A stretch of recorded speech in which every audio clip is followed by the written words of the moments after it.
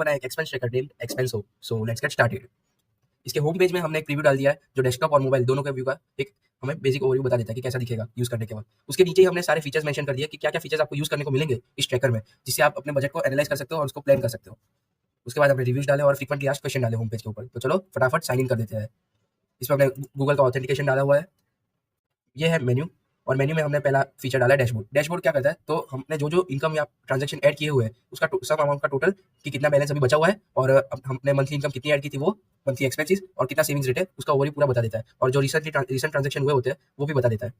दूसरा चलते हैं ट्रांजैक्शन के ऊपर। ट्रांजैक्शन क्या करता है कि हमने जो जो ट्रांजैक्शन ऐड किया उसकी एंट्री शो करता है। ऐड ट्रांजैक्शन से हम कुछ नया ट्रांजैक्शन ऐड भी कर सकते हैं। टाइटल कुछ भी डाल दो, अमाउंट डाल दीजिए और बाद में एक्सपेंस करके हम ट्रांजैक्शन ऐड कर सकते हैं। अगर हमें इनकम ऐड करनी है तो इसमें इनकम सिलेक्ट कर लीजिए और कैटेगरी सेलेक्ट कर दीजिए, सैलरी आई है और कर दीजिए। अगर हमें ट्रांजैक्शन को एडिट करना है, सपोज के ये शुगर केन जूस का मैंने 29 डाला है, इसका मुझे कर देना है 12, तो ये हो गया 12। अब मुझे इस एंट्री को डिलीट करना है तो मैं डायरेक्टली डिलीट भी कर सकता हूँ। देखिए सिंपल। अब हम चलते हैं export to Excel. Export to Excel क्या करता है कि स्टार्ट डेट होती है ना, स्टार्ट हमें पहले तो स्टार्ट डेट सिलेक्ट करनी है, बाद में हमें एंड डेट सिलेक्ट करनी है। एंड डेट हमने सिलेक्ट कर ली। इसमें 5 ट्रांजैक्शन हुए, हमें उसकी एक्सेल शीट चाहिए, तो ये एक्सेल शीट डाउनलोड करके हमें दे देगा। ये देखिए हो गई डाउनलोड। बाद में है एनालिटिक्स। एनालिटिक्स हमें चार्ट प्रोवाइड करता है जो टाइम पीरियड 5 टाइम पीरियड्स में डिवाइडेड है, वीक, मंथ और ईयर्स। बाद में कैटेगरी वाले में पाई चार्ट देता है। इनकम वर्सेस एक्सपेंस में हमें लाइन ग्राफ देता है और डेली स्पेंडिंग्स में हमें बार ग्राफ में हमें डिस्टिंग्विश करके बताता है कि हमारी डेली स्पेंडिंग क्या क्या हो रही है।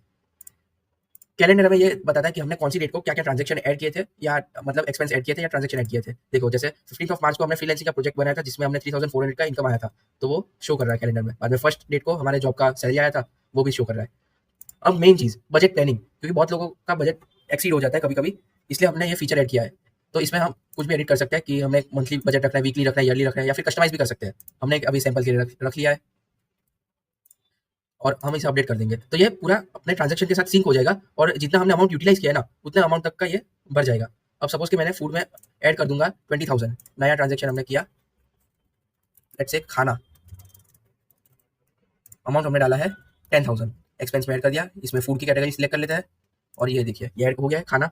अब ये बजट प्लानिंग में अपडेट हो गया कि हमने 10,000 तक ऑलरेडी स्पेंड कर दिया, मतलब हमने 51% तक अपना लिमिट रीच कर लिया है। अब ओनली 49% ही बचा है हमारे बजट के हिसाब से और हमें नया बजट बनाओ तो वो भी हम बना सकते हैं।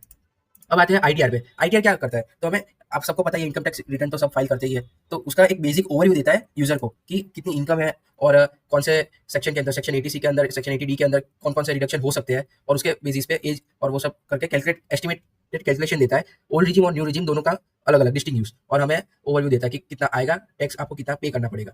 ये टूल सिर्फ ओवरव्यू देने के लिए है, बाकी ऑफिशियल फाइंडिंग के लिए आपको सीए को ही कंसल्ट करना पड़ेगा। ये आईटीआर ओवरव्यू काम कैसे करता है, तो पहले तो हम सैलरी इनकम में ऐड कर देते हैं। हमारी सैलरी है सपोज के 6 lakh per annum, okay. Business income है हमारी 2 लाख पर एनम और अदर इनकम में हम रख रहे हैं 1 लाख।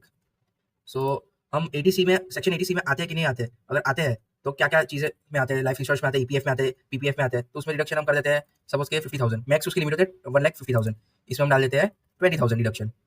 एचआर एक्सेप्शन में हम डाल देते हैं 10,000 और एटी और एटीजी के तहत हम डाल देते हैं 1,000।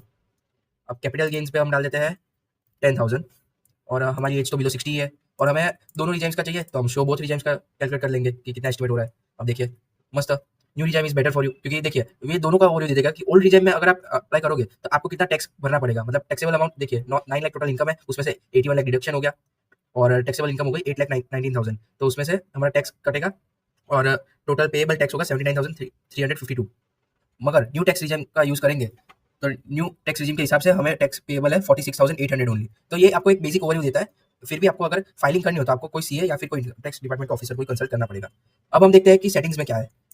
सेटिंग्स में हमने करेंसी का रखा है, सपोज कि हमें करेंसी कर देनी है यूएसडी, तो पूरे की पूरी करेंसी जितनी भी जहाँ पे भी पूरे वेबसाइट में जितनी भी करेंसी है सारी डॉलर में कन्वर्ट हो जाएगी और उसके हिसाब से शो करेगी। अब हमने ये रखा यूएसडी और हमने चेंज कर दिया लैंग्वेज को स्पेनिश में, तो ये सारी की सारी चीज़ें स्पेनिश में शो करेगी। और मंथ और डेट का फॉर्मेट भी हमें चेंज करना हो तो कर सकते हैं, हमने 3 टाइप का फॉर्मेट रख दिया है, इसको बेसिक कर देते हैं, ओके। अब हमने रखा है हेल्प सेक्शन। हेल्प सेक्शन में पहले तो हमने दिखाई है यूजर गाइड। यूजर गाइड है ना, मेन्यू बार के हर एक फीचर को स्टेप बाय स्टेप बताते हैं कि कैसे हम उसको यूज कर सकते हैं।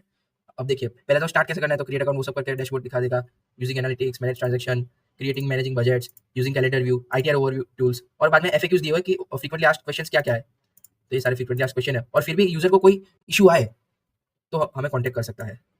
हमने ईमेल आईडी भी डाल दी है। Thank you.